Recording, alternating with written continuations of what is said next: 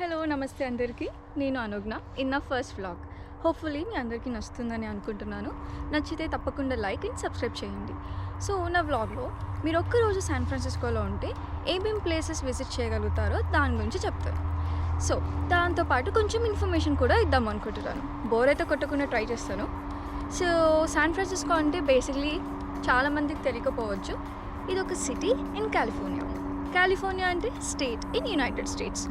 San ఫ్రాన్సిస్కోని చాలామంది SF or SFO అని కూడా అంటారు.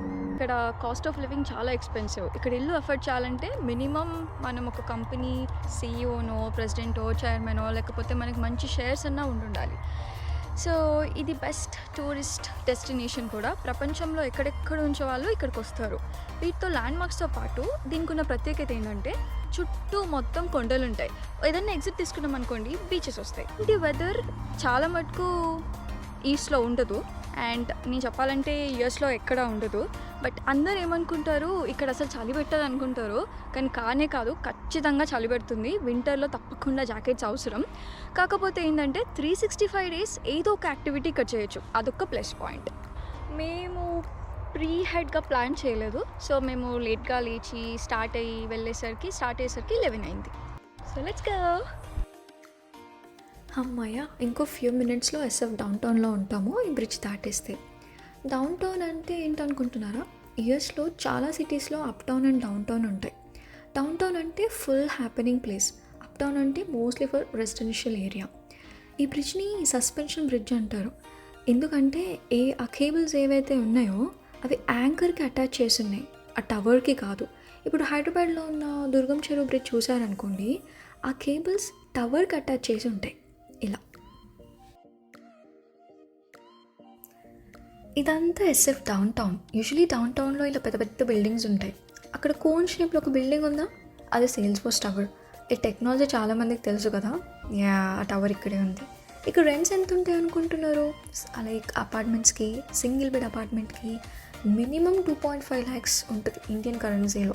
ఇంకా ఎక్కువ అమ్యూనిటీస్ ఉండి హై ఎండ్లోకి వెళ్ళామనుకోండి, ఇంకా ఎక్కువే ఉంటుంది. అక్కడ ఒక బ్రిడ్జ్ కనిపిస్తుందా చెట్లతోని, అది సేల్స్ ఫోర్స్ పార్క్. యాక్చువల్లీ అది పబ్లిక్ వెంచర్, కానీ సేల్స్ ఫోర్స్ వాళ్ళు దాన్ని అక్వైర్ చేసుకుని సిటీకి గిఫ్ట్గా ఇచ్చారంట. ఈ పార్క్లో 600 trees and 16,000 plants ఉన్నాయి. ఇమాజిన్ ఎంత పెద్దదో. ఇది 2018లో పబ్లిక్ ఓపెన్ చేశారు. బట్ నాకు ఎప్పుడు టైం దొరకలేదు డైరెక్ట్గా విజిట్ చేయడానికి. ఇప్పుడు ఒకసారి తప్పకుండా వెళ్తాను.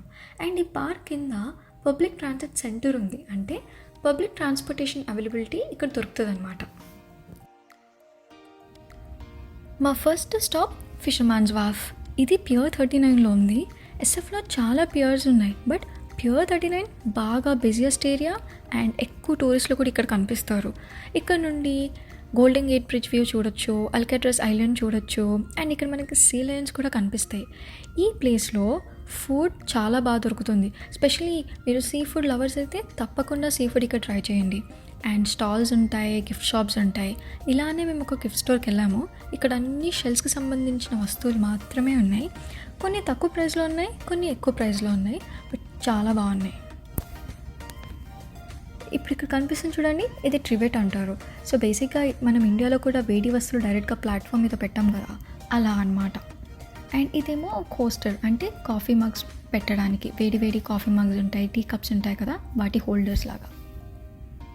సో ఇలా ముందుకు నడుస్తుంటే మాకు ఇంకొక గిఫ్ట్ షాప్ కనిపించింది. ఏంటి ఫుడ్ అంతా ఇలా ఉంది అనుకుంటున్నారా? ఇవన్నీ సవెనర్స్.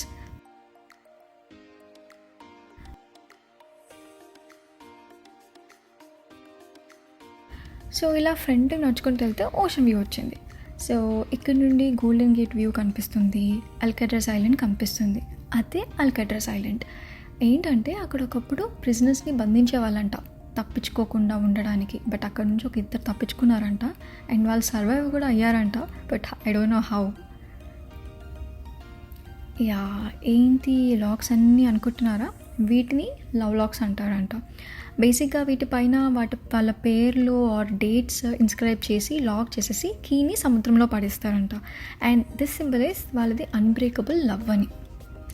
ఇదంతా ఓషన్ వ్యూ. అండ్ ఇక్కడ ఈ బెంచ్లు ఉన్నాయి కదా, ఇక్కడ సీ లయన్స్ ఉంటాయి యూజువలీ, చాలా ముందుకుంటాయి, బట్ ఫర్ సమ్ రీజన్స్ ఆ రోజు చాలా వెనక్కు ఉన్నాయి. సో నెక్స్ట్ మేము ఈ బ్రెడ్ మ్యూజియంకి వెళ్ళాము. సో ఈ బ్రెడ్ మ్యూజియం అనేది చాలా ఫేమస్. సో ఫస్ట్ నుంచి బ్రెడ్ ఎలా తయారు చేస్తారన్నది ఇక్కడికి మనకు చూపిస్తారు. ఇంకెందుకు లేట్, పదండి వెళ్దాం. బేకరీ రెడీ ఉన్నాయి, చూపిస్తా యాక్చువల్లీ ప్రాసెస్ ఎలానో. అలా కొన్ని పీసెస్ అలా పంపిస్తారు లోపలికి. ఆ డబ్బాలో ఆ ఫైన్ డవ్ చేస్తుంది. సో బేసిక్గా క్రాక్స్ రాకుండా ఫైన్గా చేసేసి మళ్ళీ ఆ బన్ షేప్లో కట్ చేసి ముందుకు పంపిస్తే అక్కడ ఒక పర్సన్ అవన్నీ ట్రేలో పెట్టి బేక్ చేయడానికి పంపిస్తారు. ఇప్పుడు మనం the famous iconic Golden Gate బ్రిడ్జ్కి వెళ్తున్నాం. ఇవన్నీ ఇల్లులు కనిపిస్తున్నాయి కదా, ఇవి మినిమం 3 to 4 million ఉంటుంది. ఏ ఆల్మోస్ట్ వచ్చేసాం. నాకు ఎప్పుడు ఒక డౌట్ ఉండేది, గోల్డెన్ గేట్ బ్రిడ్జ్ అని అంటారు కానీ అది ఎందుకు ఆరెంజ్ కలర్లో ఉంది అని. దాని వెనకాల చాలా స్టోరీస్ ఉన్నాయి. అది నేను ఒక చిన్న వ్లాగ్ తర్వాత చేస్తాను, వెయిట్ చేయండి దానికోసం. అండ్ ఈ బ్రిడ్జ్ మీద మనం వాక్ చేయొచ్చు, సైక్లింగ్ కూడా చేయొచ్చు. సో ఇక్కడ నుండి చాలా డిఫరెంట్ వ్యూ పాయింట్స్ ఉంటాయి. మనకి నచ్చిన వ్యూ పాయింట్స్లో ఆగి మనం ఫోటో కూడా తీసుకోవచ్చు, వీడియోస్ దిగొచ్చు, టైం స్పెండ్ చేయొచ్చు. ఇది నా ఫేవరెట్ వ్యూ పాయింట్.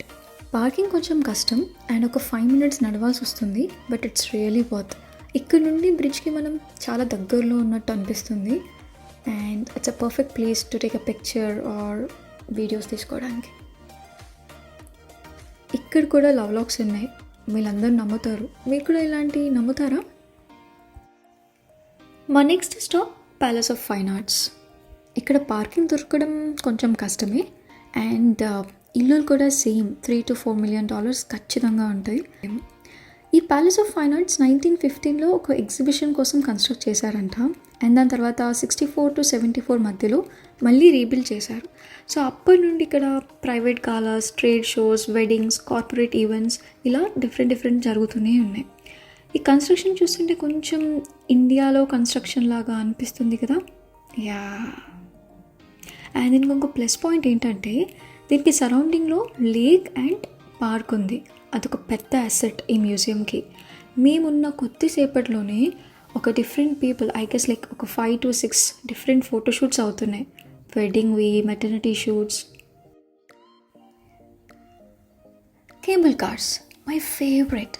ప్రపంచంలో ఇంకా మాన్యువల్గా నడుస్తున్న కేబుల్ కార్స్ ఓన్లీ ఎస్ఎఫ్లో మాత్రమే ఉన్నాయి. సో తప్పకుండా కేబుల్ కార్ రైడ్ని ఎక్స్పీరియన్స్ చేయండి. ఆ నెక్స్ట్ స్టాప్ లంబార్డ్ స్ట్రీట్. ఇది ప్రపంచంలోనే the crookedest street in the world. అంటే అంత వంకరగా ఉన్న స్ట్రీట్ అన్నమాట. సో బేసిక్గా ఇది ఓన్లీ 1 block ఉంటుంది విత్ 8 hairpin టర్న్స్. అన్ని టర్న్స్ ఉంటాయి ఒక 1 blockలోనే. సమ్మర్లో చాలా బాగుంటుంది, మొత్తం ఫ్లవర్స్తో ఉంటుంది. మేము వెళ్ళిన సీజన్లో ఫ్లవర్స్ లేవు, డ్రైగా ఉంది. ఇక్కడ మనం స్టెప్స్ కూడా తీసుకోవచ్చు, అప్ అండ్ డౌన్ మొత్తం స్టెప్స్ తీసుకుంటూ వెళ్ళొచ్చు. ఇక్కడ మాత్రం ద బిజియెస్ట్ ప్లేస్. ఫొటోస్ పర్ఫెక్ట్గా దిగుతారు. ఎన్ని వెహికల్స్ వచ్చినా కూడా మధ్యలో నిల్చొని మరీ ఫొటోస్ దిగుతారు ఇక్కడ. ఈ స్ట్రీట్ అంతా ఇంతే, ఎత్తుల పల్లెలతో ఉంటుంది, చాలా ఇంక్లైన్, చాలా స్టీప్గా ఉంటుంది. మేము దీని తర్వాత చిన్న డిటోర్ తీసుకొని మెరిన్ కౌంటీకి వెళ్ళాం. ఇది మా ఫేవరెట్ కౌంటీ. ఎన్నిసార్లు ఎస్ఎఫ్కి వచ్చినా ఈ కౌంటీని పక్కా చూసే వెళ్తాం. This is very expensive county. ఇక్కడ అన్ని చెట్ల మధ్యలో ఇల్లులు, చాలా గ్రీనరీగా సూపర్గా ఉంటాయి. అండ్ వీళ్ళకి బెస్ట్ వ్యూ. అండ్ ఎస్ఎఫ్కి వెళ్ళడానికి వాళ్ళకు ఓన్లీ 30 minutes మాత్రమే పడుతుంది. ఇక్కడ నుండి మా నెక్స్ట్ స్టాప్ సాసలిటో. ఇది కూడా one of the best city to live in California. ఆ కొండ మీద ఇల్లులు ఉన్నాయి చూడండి, అదే ద బెస్ట్ వ్యూ పాయింట్ ఇక్కడ. సో ఇక్కడ చాలా రెస్టారెంట్స్, కాఫీ షాప్స్, పార్క్స్ ఉన్నాయి. అండ్ చాలామందికి ఇక్కడ సొంత ఇల్లులు ఉన్నాయి. And the cost of living వచ్చేసి ఇక్కడ 98% హయ్యర్ ద నేషనల్ యావరేజ్. అంటే అంత ఎక్స్పెన్సివ్ సిటీ ఇది.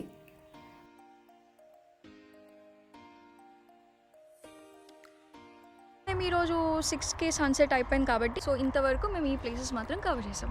బట్ మీరు ఎర్లీ ఇన్ ద మార్నింగ్ 7:30కి అలా వచ్చారనుకోండి, మీకు చాలా పెద్ద లాంగ్ డే ఉంటుంది అండ్ మీరు ఇంకా ఎక్కువ కవర్ చేయొచ్చు. మీరు మార్నింగ్ 7:30 కల్లా స్టార్ట్ అయిపోయి 7:30కి ఇక్కడ వచ్చేసారనుకోండి, మీరు ఫస్ట్ పియర్ 39కి వెళ్ళండి. పియర్ 39 దగ్గర ఫెరీ తీసుకోండి. అక్కడ నుంచి సాసలిటో వెళ్ళండి. అక్కడ కొంచెం టైం స్పెండ్ చేసి మళ్ళీ అదే ఫెరీలో బ్యాక్ వచ్చేసి పియర్ 39 దగ్గరికి రండి. సో వన్స్ అక్కడికి వచ్చాక అల్కట్రాజ్ ఐలాండ్ ఫెరీకి తీసుకోండి. టికెట్స్ మాత్రం ముందే బుక్ చేసుకోండి, ఎందుకంటే ఆన్ ద స్పాట్ చాలా టైమ్స్ దొరకవు. మీకు అక్కడ ఒక 1.5 అవర్ ఈజీగా పడుతుంది.